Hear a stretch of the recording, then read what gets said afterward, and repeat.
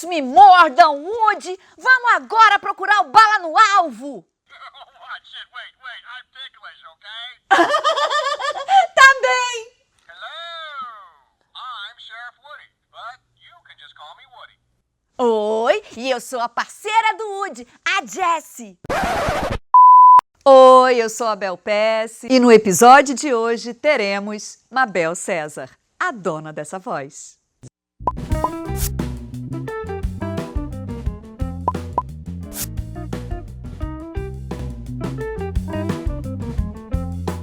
Então, pera, vamos no primeiro momento lá de trás. Quando você tropeçou nessa possibilidade de dublagem? Foi muito doido.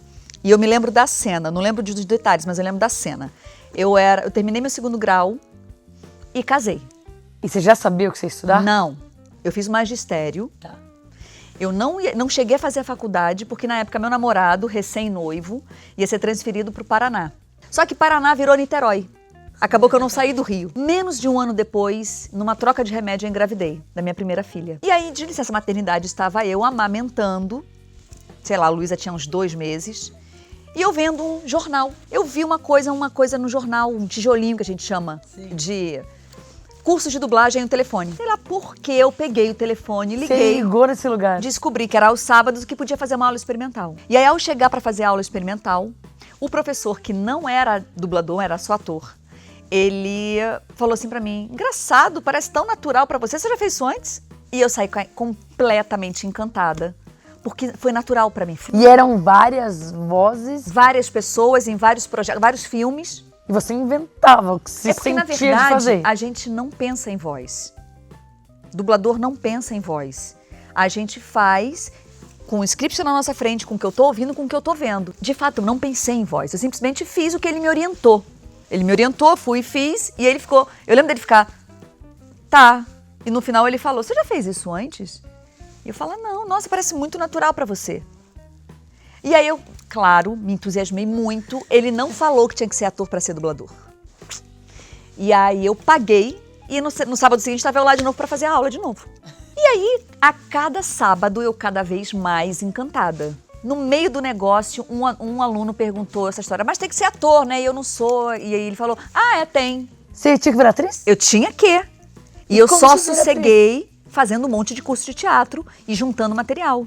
Em que ponto você vira atriz? Você pode virar atriz de 2 formas. Ou você faz um curso profissionalizante e ao término você vai no Ministério do Trabalho e consegue seu registro de atriz.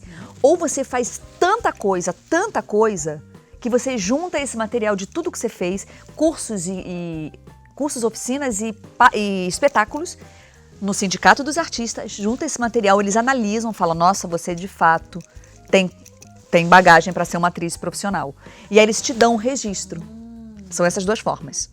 E na época eu escolhi o juntar material. Porque assim, eu não tinha como fazer o profissionalizante, porque eu tinha uma bebê, eu tinha um trabalho na escola, né, porque era muito longe da minha casa, e não tinha dinheiro também, na época. Em menos de 2 anos eu tinha um DRT na mão. E só que nesse tempo eu não parei de fazer curso de dublagem. Aí não dá pra pular essa parte. Uma vez que você tá com o seu registro e que eu posso dublar, começa a Via Crucis, que eu falo que lógico, que é o trabalho de formiguinha incansável de conseguir entrar no mercado. Estamos falando de um mercado em 1996, onde tinha Herbert Richards no Rio de Janeiro, que era um monopólio, e contratava de carteira assinada. Hoje em dia ninguém mais contrata de carteira assinada. Então, o meu auge era ser contratada da Herbert Richards, porque uma vez lá eu ia dublar todos os filmes. Cheguei na Herbert Richards e aí logo pintou o teste da Luluzinha, o meu primeiro desenho fixo, e eu ganhei o teste da Luluzinha. A voz veio de onde? Vem. Você põe o fone no ouvido, você põe o script traduzido, você olha pra lá e você fala, vai, passa pra eu ver. No fone de ouvido tem fone. O que rolando? O original. Em inglês? Em inglês ou qualquer outra língua. Tá. Japonês, francês, alemão, russo. Muitas vezes você nem entende. Na maioria das vezes. Eu não falava inglês na época. Meu inglês hoje nem é tão bom assim. Na época era 0. E eu acho que a nossa próxima pergunta tem que ser respondida como Luluzinha. Deixa eu lembrar. Porque assim, é muito delicado, porque quando você faz uma personagem, você criou uma personagem. Vamos até falar disso. Eu tô sem noção. Lá vou eu sem noção sugerir coisas que não sei se faz sentido. Quando pensa, você faz uma personagem no teatro ou na televisão, você ensaiou, se preparou, ela tem um corpo. Na dublagem não tem preparação. Você só sabe que vai dublar na hora. Eu ponho o fone, olho, eu falo lá de pedacinho em pedacinho, né? Que a gente vai dublando, eu falo, passa lá, deixa eu ver. Vejo o primeiro pedacinho e falo, passa de novo. Ok, vamos tentar. O que eu falo para os meus alunos, e sempre falo em entrevista, é não pensa muito, não. Só vai. Quando você pensa muito, pessoas muito cartesianas têm muita dificuldade para dublar. E eu brinco falando assim, tem uma questão, tem um tópico para ser dublador que é bem interessante, esse é o principal, vamos prestar atenção porque esse é o principal, tá, gente? É o tópico do milagre. A mediunidade. Aí todo mundo ri. Porque existe uma coisa que não se explica. Aceita. Aceita, você põe o fone, pensa não, filho, vai. Eu tô aqui do seu lado, eu tô te dirigindo, vai. Tem alguém que dirige. Tem, existe um diretor, sempre. Esse diretor assistiu ao projeto. Então ele tá ali para te dirigir, falar mesmo, te dirigir em todos Tem os sentidos. expectativas claras. Exatamente, por isso ele escalou você. Inclusive, e isso é muito interessante, a dublagem me mostrou vários aspectos de mim, como pessoa e como atriz, que eu não fazia ideia. Então assim, eu comecei a ser escalada muito para fazer comédia. Eu não sabia por quê. Eu Patroei as Crianças é uma série que eu fiz durante 8 anos, um sucesso absurdo. Que legal. Me, My Wife and Kids. E quando chegou para ser dublado, o diretor, ele botou indicou para Disney 3 dubladoras e 3 dubladores para fazer o Michael Kyle e a Jay Kyle. Ele não me indicou. Quando voltou da Disney, voltou com o meu nome e o nome do Paulo Vignolo e falou para ele, queremos Mabel para ela e Paulinho para ele. Ele veio falar comigo com a maior franqueza do mundo, era meu amigo. E falou muito franco, Mabel, chegou uma série aí difícil, comédia americana, rasgada, uma família negona, barulhenta. Não te indiquei, não acho que é pra você, mas a Disney te escolheu. Então, minha filha, dá teu melhor aí. Então, como que funciona? Te recrutam para um job. Você falou da Herbert Richards, que era diferente, não sei se ainda é assim hoje, mas você era contratada. Sim. Aquilo, então, não era por job. Era por contrato. Era por contrato. Não deve ter muito disso mais. Não existe, não existe. Zerou. Então, é por job. Todo mundo é freelance, e nós ganhamos por hora, nós temos uma tabela, o dublador tem uma tabela, é uma norma coletiva de trabalho, tem uma norma em São Paulo e tem no Rio de Janeiro, elas não são idênticas, mas são muito parecidas. Mas tem pessoas totalmente fora da curva que têm valores absurdos. Não existe você dublar por outro valor a não ser da tabela. Uau! Não existe isso. Normalmente, então, é por hora. E quanto tempo leva um trabalho de dublagem? Muito rápido. Muito rápido. Mas me dá um panorama. Hoje em dia, no computador, com o computador, depois, ano 2000, chegou o computador, chegaram os computadores, tudo mudou. A gente dublava todo mundo junto. E era divertidíssimo. Você imagina uma televisão, um microfone, uma bancada em meia-lua. Se a cena tinha 4 pessoas, eram 4 pessoas na bancada. Ah, vocês iam juntos? A gente ia junto, o filme inteiro. Aí, quem era a principal? Eu, Luluzinha, por exemplo, assim, na Herbert. E você ficava eu ficava o dia inteiro. Entrava e saía a gente, eu lá. Agora é voz isolada. Agora eu vou sozinha. Eu faço a minha parte, vou embora, você entra, faz sua parte, vai embora. Né? Tecnologicamente a coisa foi 7.1, som maravilhoso. Hoje em dia o diretor tá ali olhando pra televisão, olhando só a sua labial. E não a labial de 4 pessoas na mesma cena. Sim. Então a coisa ficou muito mais... E é muito mais rápido, em termos da hora. Muito mais rápido. Você tem uma ideia. Um dublador ganha por hora, mas não é por hora de trabalho.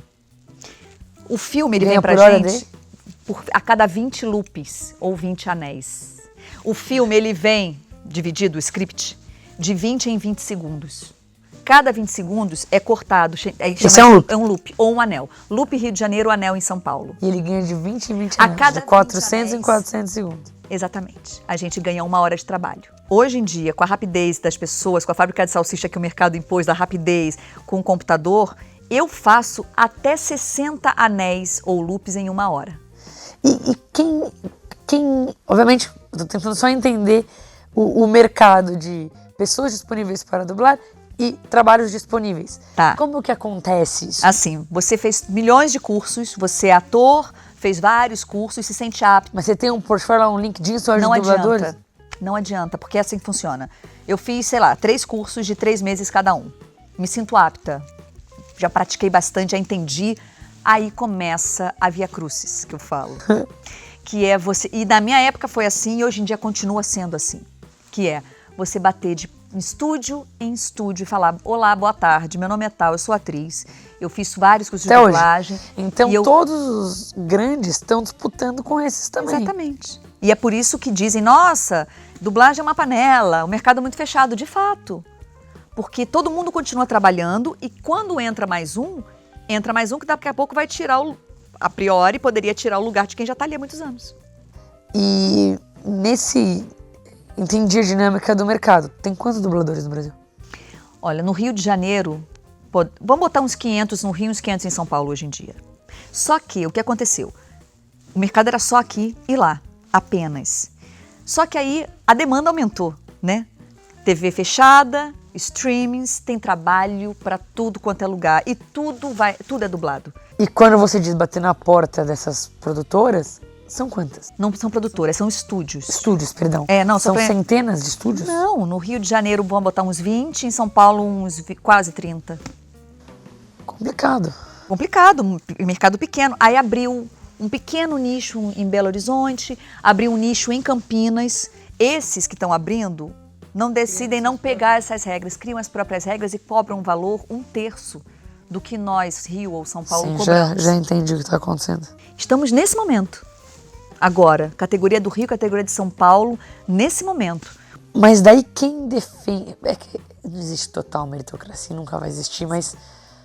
Quer dizer, sabe, mas é difícil defender isso, porque são diferentes recursos, são diferentes acessos, são diferentes oportunidades. Mas num mundo onde são os seus resultados que abrem portas, é uma discussão extremamente complexa. Eu não estou defendendo nenhum lado, tô só levantando um ponto para... É extremamente complexo. Extremamente complexo. É extremamente complexo. Eu acho que é por ser tão complexo que até hoje não se chegou a uma conclusão. Muito complicado. E na prática, o que é o seu dia a dia? Meu dia a dia, como de qualquer dublador, você agora está fazendo... Você dá aula ainda? Dou aula ainda. As pessoas brincam comigo. Teve até um chargista de internet, que eu esqueci o nome dele, muito querido, que ele fez uma charge com a minha vida, com vários quadradinhos, fazendo televisão, fazendo teatro, dublando, dando aula, sendo mãe. E até hoje? E até hoje é a mesma coisa. Então, assim, eu dublo, eu dirijo dublagem ou voz original, que apareceu nos últimos tempos pra mim, que eu tô achando delicioso. Faço voz original como atriz. Eu faço televisão. Você viu ontem, eu tava, né? Eu faço teatro. Nesse momento eu não tô em cartaz, mas eu vivo em cartaz.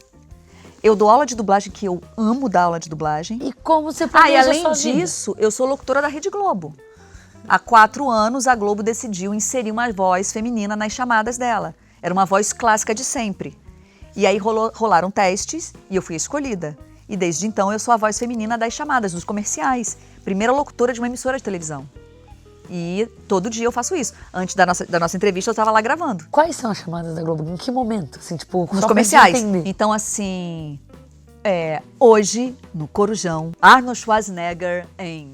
Todas as chamadas? Todas não. Então assim, a voz feminina, hoje em dia, no primeiro momento eles me tem experimentaram. Várias femininas, várias... Não, só eu.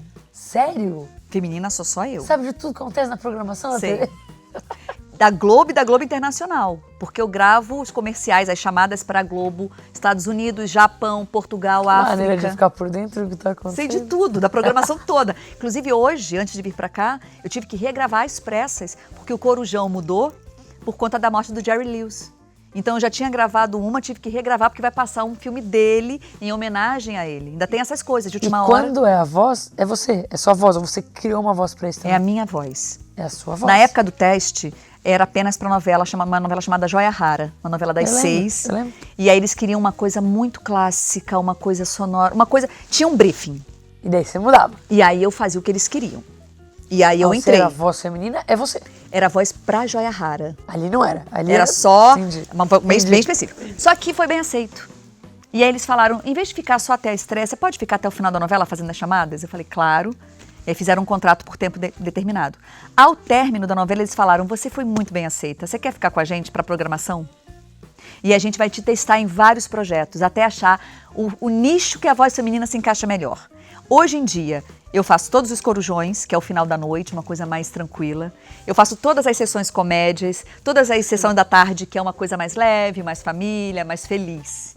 Ou uma coisa mais drama feminino, um drama feminino. Agora, uma coisa mais pesada, uma coisa de ação, jornalística, aí os meninos fazem. E bom, você dividiu um monte de coisa super bacana. Eu tô fascinada, na verdade, não conhecia nada desse mercado. Imagino.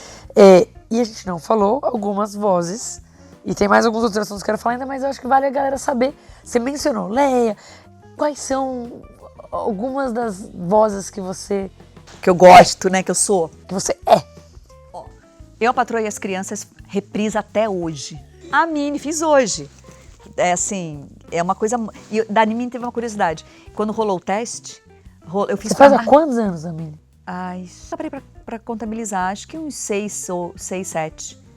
Já tiveram várias outras Minnies. E aí chegou essa leva, toda essa parte da Disney foi pro Rio de Janeiro. E lembro de ter falado, ai, queria tanto ganhar, porque eu queria fazer parte da turma do Mickey de alguma maneira, né? É a nossa infância. Aí eu me lembro que eu encontrei com o diretor e perguntei, saiu o resultado do teste? Aí, do que, minha filha? Da Mickey, do turma do Mickey. Ah, saiu. Eu falei, eu passei. Você fez a margarida? Não, passou não. Eu falei, ah, tá bom, pena. 2 semanas depois eu encontrei com ele no estúdio. Aí ele, filha, vai lá botar sua disponibilidade ali no escritório, porque vai começar a turma do Mickey semana que vem. Eu falei, seu maluco, eu não passei, lembra? Aí ele, não te falei, você ficou pra Minnie. Nossa!